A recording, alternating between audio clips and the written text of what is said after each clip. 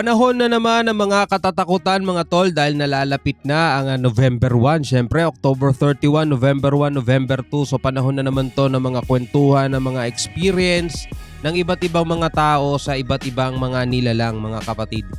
Pwede ka mag-comment sa baba, ikaw ba may experience na makakita ka ng mga tinatawag nilang white lady, mga ganyan. Nakakatakot na mga tol. Ako personally, syempre may mga experience tayo sa ganyan pero hindi tayo naniniwala dun sa multo, mga ligaw na kaluluwa ng mga yumaong tao na Posible makita mo sila, makasalubong mo sa daan, makita mo sa bintana ng iyong bahay, pero malamang sa malamang yun ay elemento, bad spirit mga tol. So itong panonoorin natin, mga totoong multo daw na nakuhanan ng camera, ng CCTV camera mga tol. Pwede ka mag-share ng experience mo sa comment section sa ibaba mga kapatid. Pero bago yan, panonoorin natin to mula kay Kian Thoughts. Huwag nyo kalimutan mag-subscribe sa kanyang YouTube channel. At kung bago ka pa lamang dito at gusto mo yung mga ganitong klaseng commentary and reaction video sa iba't ibang mga topic, iba't ibang mga usapin o trending na pinag-uusapan ngayon sa mundo ng internet, huwag mong kalimutan mag-subscribe. Huwag na natin patagalin pa, panoorin na natin to mga tol. Uy! Uy! Uy!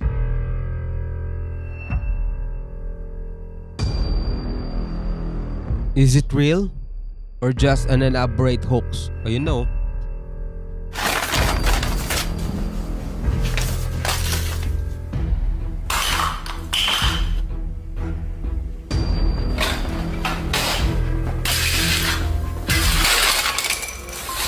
Sikat na vlogger, inatake nga ba ng demonyo? Muntik pa nga daw malaglag ang batang ipinagbubuntis niya dahil sa insidenteng ito. Nakuhanan pa mismo ng kanilang CCTV ang buong pangyayari na kapag napanood mo ay siguradong magbabago ang tingin mo sa ating mundo. Kaibigan, sa video na ito ay ibabahagi ko sa inyo ang 5 sa mga nakakakilabot na paranormal activities na nakuhanan ng kamera. Ako po si Royce and welcome sa Kian Thoughts. Kung hilig mo ang ganitong video, mag-like at mag-subscribe para lagi kang updated sa mga susunod na upload. Ang problema lang kasi sa mga ganito dahil dumami na nga yung mga tinatawag nating content creator, napapa-TikTok man yan, FB Reels o at sa YouTube, di ba? Minsan kasi sila na yung gumagawa mismo ng content nila di ba? May mga ghost hunter na kasamahan lang din nila yung mga multo na gumagalaw sa paligid nila. Tapos itong mga ganitong video, camera, phone camera lang nila ilalagay nila doon, kunyari CCTV. Tapos gagawa sila ng acting nila. Kaya alam mo yun, parang hirap na paniwalaan ng mga bagay na napapanood natin. Kailangan marunong ka na lang marunong ka na lang kumilatis talaga ng video kung totoo ba o hindi. Pero mahalaga yun, magandang bagay na rin yun para at least nababawasan yung takot mo. Diba? Marami mga pangyayari ang hindi natin may paliwanag. Kadalasan, ang isipin pa lang ito Katulad nito, di ba? Katulad nito. ay nagbibigay na sa atin ng takot. Paano pa kaya kung personal mong maranasan ang mga kababalaghang ito? Anino? Biruin mo, nandirito yung tubig sa kabilang side tapos dun siya nagpunta para pahabain yung kamay. O baka nagtatry siya ng editing skills niya, dinedebunk na natin agad mga tol. Personal mong maranasan ang mga kababalaghang ito. Anino? Ang video na ito ay na-upload back in 2013. Dito ay nakuha na ng CCTV ang isang nakakakilabot na pangyayari. Sa hallway ng isang gusali, makikita ang lalaking ito na naglalakad nang bigla na lang may isang maitim na elemento ang tumulak sa kanya. Hindi pa ito nasiyahan. Hinila nito ang lalaki na walang kalaban-laban sa hindi makitang elemento na tila ba isang maitim na anino. Sinubukan magpumiglas ng lalaki at nang siya ay makawala, mabilis siyang tumakbo palayo. Isa nga kayang demonyo ang umatake sa lalaking ito. Driver. Nakakatakot yung mga ganun. Ang video footage naman na ito ay kuha sa CCTV ng isang water refilling station sa Pilipinas. Makikita sa video na naghahanda pa lamang umalis ang 2 empleyado na ito at naglalagay pa nga sila ng mga ice tube na i-deliver sana nila. Pagpasok ng lalaking ito sa kanilang tindahan, ilang saglit lamang ay bigla na lang umandar ang kanilang sasakyan. Kitang-kita sa video na wala namang tao ang nagdadrive dito. Sa isa pang anggulo, makikita na parang may sariling isip ang sasakyan na nakuha pang ang lumiko. Nagmamadali namang hinabol ng lalaking ito ang tricycle nang mapansin niyang umaandar na pala ito. Mabuti na lang at inabot niya ito bago pa matumbok ang grupo ng kalalakihan sa kabilang kanto. So maraming explanation pagdating sa bagay na to mga tol, no? Well, ikaw ano sa tingin mo?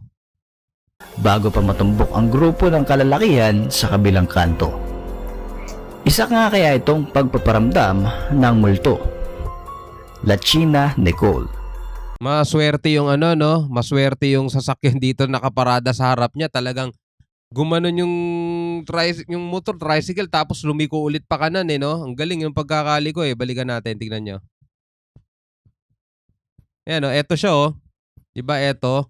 Kung dedire-diretso siya, paharap dito. Kaso lumiko muna rito, tas lumiko ulit pa ganun. Wala namang tao ang nagdadrive dito. Sa isa pang anggulo, makikita na parang may sariling isip ang sasakyan na nakuha pang ang lumiko. Nagmamadali namang hinabol ng lalaking ito ang tricycle nang mapansin niyang umaandar na pala ito. May posibilidad ditong pababa yung kalsada eh. Kaya lumiko yung gulong papunta rito. Hindi siya papunta rito. Ito siguro pababa. Lumiko siyang ganun. Pag ganyan. Tapos papalikong ganito. Siguro pababa yung kalsada, no? May explanation na posibleng ganun. Hinabol ng lalaking ito ang tricycle nang mapansin niyang umaandar na pala ito. Mabuti na lang at inabot niya ito bago pa matumbok ang grupo ng kalalakihan sa kabilang kanto. Isa nga kaya itong pagpaparamdam ng multo. Lachina Nicole. Isa na siguro ito sa nakakakilabot na napanood ko sa mga paranormal activities. Ito yung social media influencer na sikat sa bansang Ecuador. Couple sila actually at viral sila ngayon dahil sa experience nila kung saan muntik pang malaglag ang baby sa sinapupunan ng babae. Panood ko na to. Sa video ay makikita na naghahanda pa lang silang matulog. Nang nakahiga na sila, ilang saglit lang ay bigla na lang bang may humila sa kanilang kumot. Balikan natin, tignan nyo. Ilang saglit lang ay bigla. Ayan o. Kitang-kitang parang may tali kasi patusok yung kumot eh. Alam mo yun, yung parang andun lang yung puwersa ng paghila. Diba? Doon lang eh, patusok lang yung kumot na ganun eh. Tingnan mo yung kumot ah. Paghilang ganun ng kumot, parang andun lang yung tali at doon lang yung puwersa. Pa lang silang matulog. Nang nakahiga na sila, ilang saglit lang ay bigla na lang bang may humila sa kanilang kumot. Sinubukang tingnan ng lalaki kung may tao pero parang may kung anong tumulak sa kanya. Dito na sila nataranta at nagmamadaling lumabas ng kanilang kwarto. Ang hindi makitang elemento ay parang nagwawala at hindi pa ito nakontento dahil maging sa pagbaba ng dalawa, hinabol pa rin sila nito at ipinagbagsakan pa ang kanilang mga gamit. Marami ang nagsasabi na ito daw ay maaaring dahil sa demonyong tattoo sa likod ng lalaki. Posible nga kaya ito? Haunted? Well, kayo bahala humusga. Ano sa tingin ninyo mga tol? Comment kayo sa baba. Doll. Ang video footage na ito ay mula naman sa isang tahanan sa Mexico. Makikita dito ang batang babae na naglalaro ng manika. Sa di kalayuan ay mayroong isa pang manika na tila ba nanonood sa bata. Maya-maya lamang ay bigla na lang itong gumalaw. Uy! Pag mga ganito medyo nakakapani-paniwala mga tol, no? Medyo natatakot ako sa mga ganitong tagpo. Sa isa pang video footage, makikita naman ang parehong batang babae na tahimik na nagsusulat. Walang ano-ano eh, bigla na lamang nagliparan ang mga papel na ito. Natakot ang bata at napatakbo na lang. Ilang saglit ang lumipas ay naglakas ng loob na bumalik ang batang babae.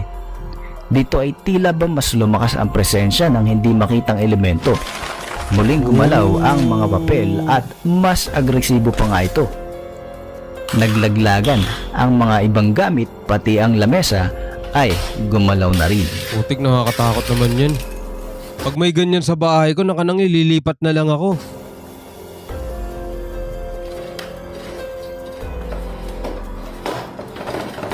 Gwardya. Nag-viral na kamakailan ang video footage na ito nakuha sa cellphone ng isang gwardya ng isang eskwelahan sa Pilipinas. Ah, Una itong na-upload sa TikTok Tapang at talaga nito. namang pinagkaguluhan ng mga netizens. Makikita dito ang gwardya na naka-night shift na inire-record ang kanyang kapaligiran. sanay na to, sanay Meron na. daw kasi siyang narinig na mga ingay na madalas niyang ma-experience sa tuwing siya ay naka-duty. Nang mapatapat siya sa isang kwarto, maririnig ang malakas na ingay na tila ba hinihila ang mga upuan. Malakas din ang loob ni Kuyang Guard at talaga namang pumasok pa siya sa loob. Pero agad din siyang napalabas na makita niya ang mga gumagalaw na upuan Oh, grabe. na para bang ipinagtutulakan ng kung anuman. Walang ibang kasama ang gwardya at makikita naman ito sa mismong video. Para bang nagwawala ang multo na huling-huli sa kamera. Saludo ako rito sa guard na to, yung mga ganito katatapang na guard. Biruin mo, magkano sweldo ng guard, no? Magkano sweldo ng guard, pero napakatapang nila. May mga joke pa nga dati na na halimbawa guard ka ng bangko, 'di ba? Tapos may nang hold up sa bangko. Kahit na matalo mo lahat ng hold upper, hindi naman ibibigay sa iyo kalahati ng laman ng bangko, 'di ba? Kung magkano yung sweldo mo nung araw na yun lang din yun, 'di ba? Pero napakatatapang nito mga to, no? Lalo na kung ganito kalaban mo, hindi mo nakikita, no? Ako mag-resign na ako ng ganyan. Ghost Rider. Ang video na ito ay nakuhanan sa isang highway sa Paris, France, kung saan makikita ang isang motorsiklo na tumatakbo kahit wala namang nagdadrive nito. Oh. Laban sa ganang pangyayaring ito bilang ghost motorbike o ghost rider. Gulat na gulat din ang ibang mga motorista, maging ang kumukuha ng video sa kanilang nasaksihan. Isa nga kaya itong ghost phenomenon? Where? Panoorin ang nasabing video footage. Cette énergie de ce week-end à Coulommiers et c'était j'arrivais sur Paris, à la porte de Bercy, vous voyez, sur le pont 4 vers Saint-Maurice. Je regarde dans mon rétro et j'ai vu mon Ano yun, no? arriver et je me suis là, ça vous très dans le mur. Paano nga kaya nangyaring ang motorsiklo na ito ay tumatakbo kahit wala namang nagmamaneho dito? Posibilidad na nalaglag yung sakay niya. Kasi may ganun nangyayari mga tol Nalaglag yung sakay pero yung motor dire-diretso pa rin aandar kasi may momentum pa yun Di ba? Tapos straight lang naman yung daan hanggang sa bumangga na lang yun. Hindi yun basta-basta babagsak kasi umaandar yung makina nun Saka may momentum yun Dire-diretso lang talaga aandar nun. It's either maubos na yung puwersa niya at babagsak na lang siya o kaya bumangga na lang siya sa gilid ng kalsada. Ganon yung mangyayari. Kung dire-diretso yung kalsada, dire-diretso lang talaga yung motor na yun. Kung mapapansin mo, balanseng-balanse ito na para bang sobrang professional ng sino mang nagpapatakbo sa motorsiklo Oh, ito. pero nasa gilid na White Lady. Ang CCTV footage naman na ito ay nakuha na noong 2016 sa isang liblib at madilim na lugar. Makikita sa video ang pagdating ng isang motorsiklo. Kitang-kita din ang isang babae na nakaputi at nakatayo sa kanyang daraanan.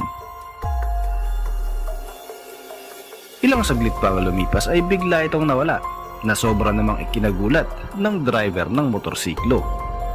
Bumaba ang driver na halatang nagtataka sa kanyang nakita at ilang saglit lamang ang lumipas ay nagpakita ulit ang babae na nakaputi. Dahil sa sobrang takot ay napatakbo na lamang ang lalaki. Ang tanong, totoo nga kayang White Lady?